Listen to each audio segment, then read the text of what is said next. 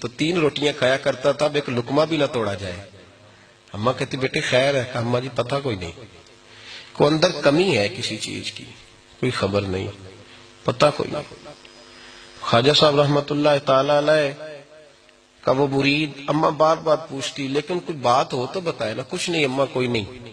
بڑی مشکل سے شام ہوئی، شفق غائب ہوئی، اندھیرا جو چھایا، ساری دنیا بستر پہ لیٹ گئی تو اس نے اٹھ کے چھت پہ گھومنا شروع کر دیا۔ بچہ نہ سوئے تو اماں کیسے سوئے؟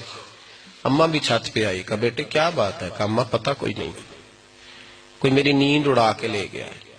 بیٹے تو نے روٹی بھی نہیں کھائی؟ کہا اماں کوئی نہیں پتا، کوئی پتہ نہیں۔ جب 12 بجے کے بعد کا وقت آیا تو پھر ہلکے ہلکے آنسو نکلے، اور جب سحری چمکی تو دھاڑے مار کے رویا۔ بیٹے کیا ہوا؟ لگا اماں میں نے بابا جی کے پاس جانا ہے، اسے کہہ مہربانی کرے، میں نے یہ جدائی میرے بس کا روگ نہیں، اب نہیں میں نہیں رہ سکتا۔ فجر کی نماز پڑھ کے تو اماں گئی، کہنے لگی مہربانی کر اسے بلا، تو بابا جی کہنے لگے اسے کہہ ابھی تو 1 دن گزرا ہے، ابھی تو وقت بڑا پیچھے ہے، ابھی ٹائم ہے۔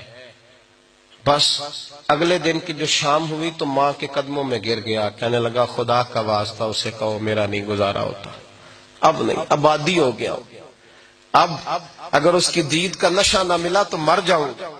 حضرت اجمیری رحمت اللہ علیہ کے پاس اماں روتی ہوئی آئی، کہنے لگی بابا مجھے نہیں پتا تیرا اس کا رشتہ کیا ہے، میں تو ماں ہوں، اس کے آنسو گرتے ہیں تو میرا کلیجہ پھٹتا ہے، وہ جب روتا ہے تو میری جان نکلتی ہے، مہربانی کر اسے دید کا نشہ دے، میرا بیٹا ہے بلکتا ہے دیکھا نہیں جاتا۔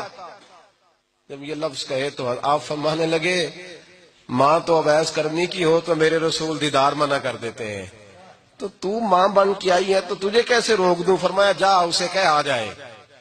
اب وہ وہاں سے نکلا تو دوڑا آیا اور آ کے کھڑا ہوا تو حضرت اجمیری مریدوں کو سبق پڑھا رہے تھے۔